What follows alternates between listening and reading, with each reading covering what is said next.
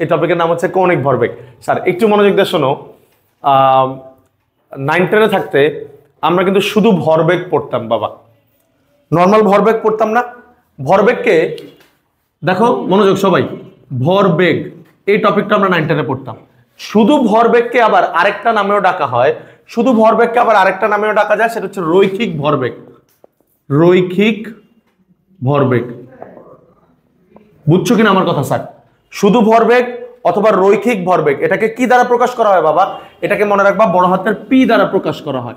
এটাকে কি দ্বারা প্রকাশ করা হয়? এটাকে বড় হাতের পি দ্বারা প্রকাশ করা হয়। মনোযোগ দিয়ে শোনো বাবা, 9-10 থাকতে আমরা এটা পড়ছিলাম এবং আমরা একটা সূত্র পড়ছিলাম যে P equal to M V. মনে পড়ে বাবা? ভরবেগের সূত্র পড়ছিলাম P equal to M V, এটাই হচ্ছে রৈখিক ভরবেগের সূত্র। ইন্টারে এসে আমরা একটা নতুন টপিক পড়বো, সেটাকে আমরা বলবো কৌণিক ভরবেগ। কারণ কি 9-10 আমরা শুধু রৈখিক বস্তুর জন্য আলোচনা করতাম, ইন্টারে কিন্তু আমরা কৌণিক বস্তুর ভরবেগ কৌণিক বস্তুর গতি নিয়েও আলোচনা করতেছি। কথা বুঝো নাই? কৌণিক বস্তুর গতিকে ইন্টারে কৌণিক বস্তুর ভরবেগকে ইন্টারে এল দ্বারা প্রকাশ করা হয়। কথা বুঝতে পারছি? আরেকবার একটু সামারি দেই, আরেকবার একটু বুঝাই। মনোযোগ বাবা, আমরা 9-10 থাকতে রৈখিক ভরবেগ বা শুধু ভরবেগ পড়তাম, সেটাকে আমরা পি দ্বারা প্রকাশ করতাম এবং লিখতাম ভরবেগ equal to M into V. কিন্তু ইন্টারে আমরা শুধু রৈখিক গতি নিয়ে আলোচনা না করে আমরা কিন্তু আবার কৌণিক গতি নিয়েও আলোচনা করি, তাই না? তো কৌণিক গতির জন্য ভরবেগ হবে কৌণিক ভরবেগ। কৌণিক ভরবেগকে আমরা বড় হাতের এল দ্বারা প্রকাশ করি। বাবা দেখো তো কৌণিক ভরবেগের সংজ্ঞায় কি বলা হচ্ছে? দেখো বলছে কোনো বিন্দু বা অক্ষকে কেন্দ্র করে ঘূর্ণয়মান কোনো কণার ব্যাসার্ধ ভেক্টরকে এবং ভরবেগের ভেক্টর গুণফলকে ওই বিন্দু বা অক্ষের সাপেক্ষে কণাটির কৌণিক ভরবেগ বলে। পড়লে কিছু বুঝবা না, আমি আগে সূত্রটা লিখে দেই, তাহলে দেখবা বুঝবা। মনে রাখো, কৌণিক ভরবেগকে এল দ্বারা প্রকাশ করা হয়। কৌণিক ভরবেগকে কি দ্বারা প্রকাশ করা হয়? এল দ্বারা। উপরে ভেক্টর সাইন কেন দিচ্ছি বা কেন দিচ্ছি সেটা নিয়ে পরে কথা বলবো। আচ্ছা, L vector equal to R cross P. L vector equal to R cross P, দুইটার উপরই ভেক্টর সাইন।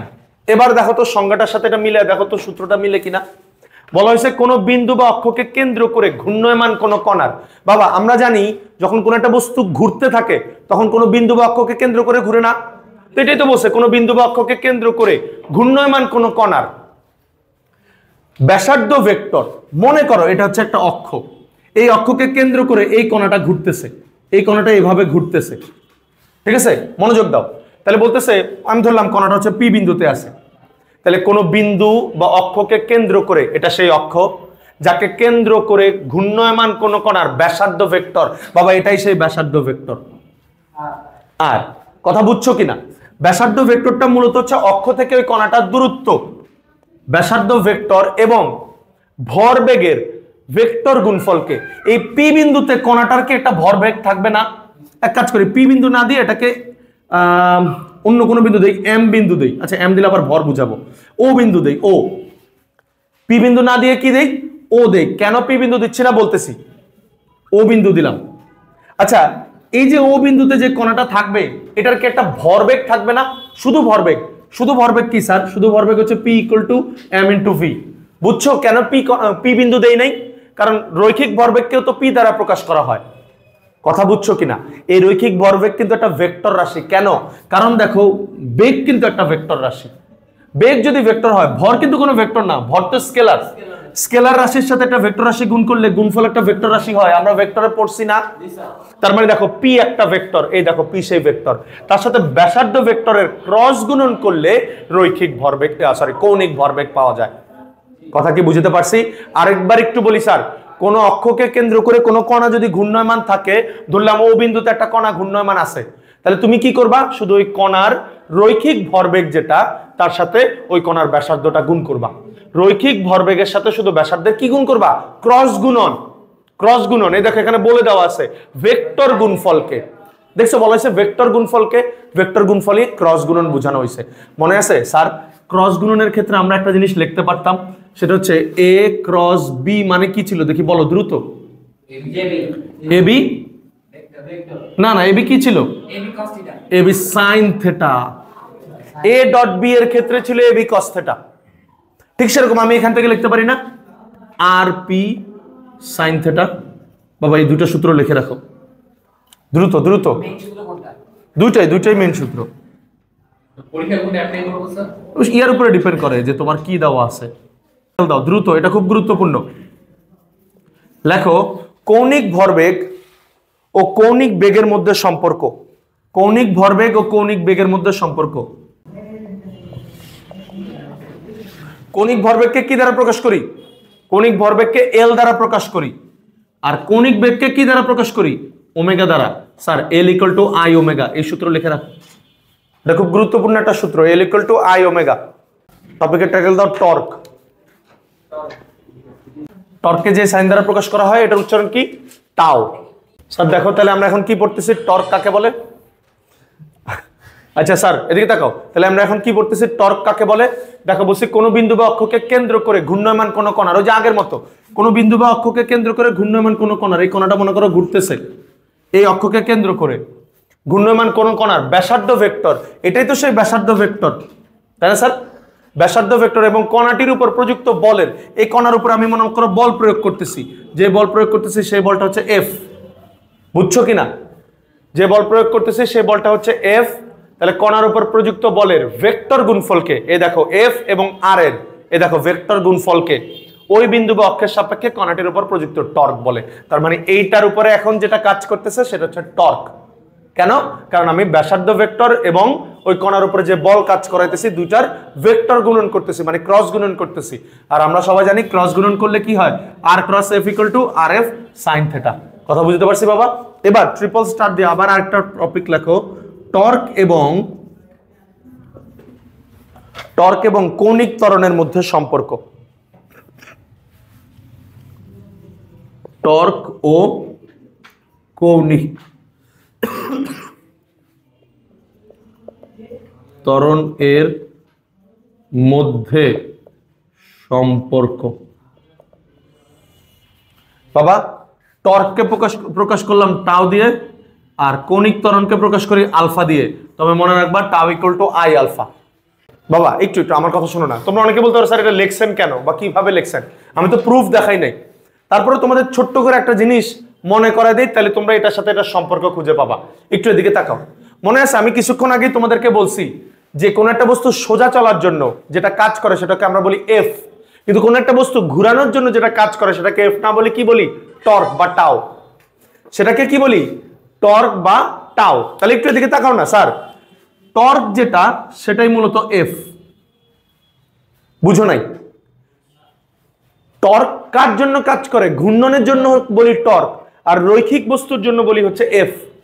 মনে আছে আমি আগের ক্লাসে তোমাদের একদিন বলছিলাম আইটা আসলে কিসের কাজ করে? বলো।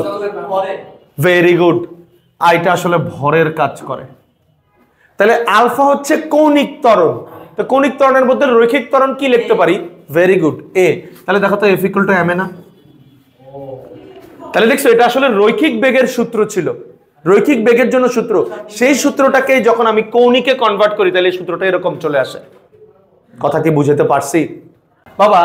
এর আগে একটু আগে আমি আরেকটা সূত্র লিখছিলাম না, এল equal to I omega.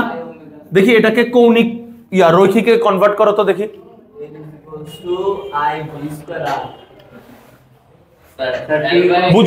Very good. দেখো তো এল এর বদলে কি লিখতে পারতাম? পি লিখতে পারতাম, মনে নাই? আমি তো শুরুতেই বলছি এল হচ্ছে কৌণিক ভরবেগ আর রৈখিক ভরবেগ হচ্ছে পি।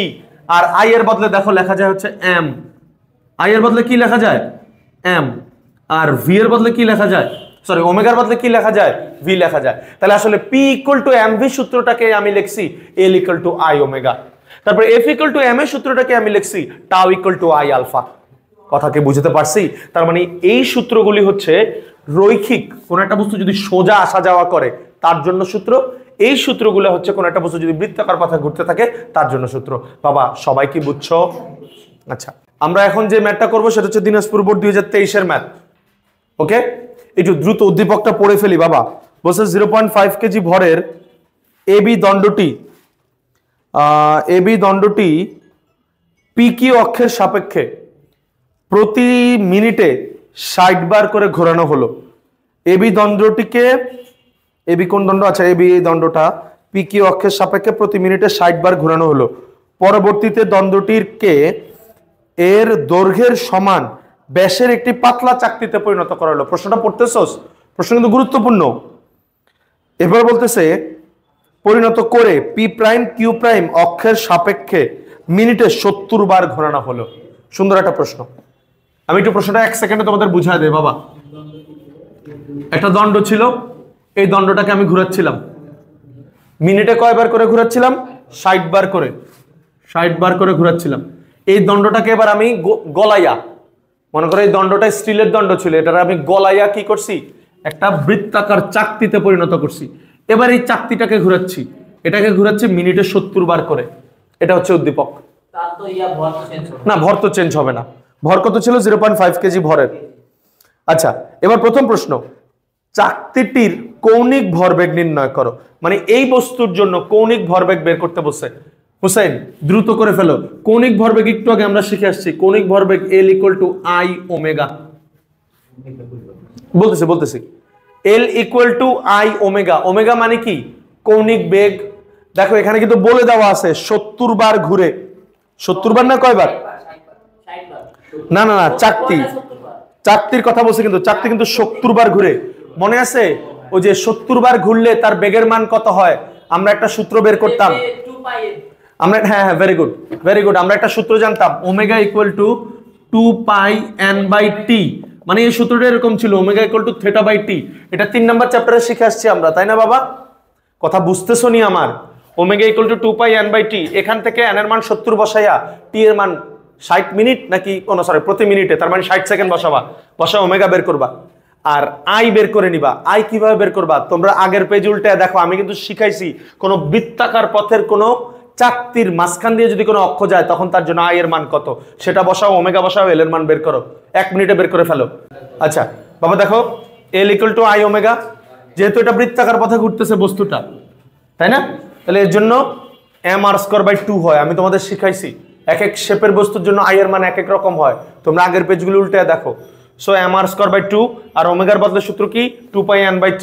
সব হিসাব নিকাশ করে এটা অ্যানসার এসে পড়ছে। তো চলো পরের ম্যাথটা দেখো দ্রুত। 4 নম্বর ম্যাথে বলছে কোন ক্ষেত্রে ঘূর্ণনের জন্য কম শক্তি প্রয়োজন হবে। হ্যাঁ, এদিকে বাবা, আমি দেখো এখানে দুইটা বস্তু আছে, তাহলে দুইটা বস্তুর জন্যই তোমার শক্তি বের করতে হবে। বাবা শোনো, শক্তির একটা সূত্র আমি তোমাদের শিখাইছি, E = 1/2 I ওমেগা²। হ্যাঁ, একটু দাঁড়াও, একটু 1 সেকেন্ড বাবা, 1 সেকেন্ড বাবা। মনে আছে এই সূত্রটা কোথা থেকে আসছে? ওই যে তুমি যেটা বলছো, ভেরি গুড, সেটাই। E = 1/2 mv², এখান থেকেই আসছে। কারণ কি দেখো তো, আইটা হচ্ছে m আর ওমেগাটা হচ্ছে v, মনে নাই? আচ্ছা, এই সূত্র দিয়ে তোমরা সবাই দ্রুত করে ফেলো।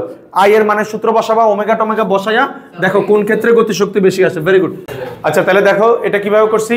দণ্ডাকার বস্তুর জন্য একবার ই বের করছি, বৃত্তাকার বস্তুর জন্য ই বের করছি। সূত্র কি? E = 1/2 I ওমেগা²। কথা না, হাফের বদলে হাফ বসাইছি। আই কেমনে বের করে? দণ্ডাকার বস্তুর এক প্রান্ত দিয়ে যদি অক্ষ যায়, সূত্র হচ্ছে ml²/3।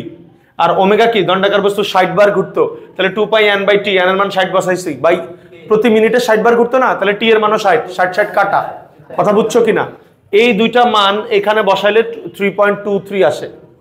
এরপরে বৃত্তাকার বস্তুর জন্য 1/2 I ওমেগা²। আই এর ক্ষেত্রে সূত্র কি? mr²/2। ব্যাস, ওমেগার বদলে কি লেখা যায়? 2πn/t। n এর মান কত? এই সেকেন্ড বস্তু 70 বার করে ঘুরতো, তো 70/60 ভাগ করলে 1.68 আসে। বাবা কত ইজি না ম্যাথগুলা।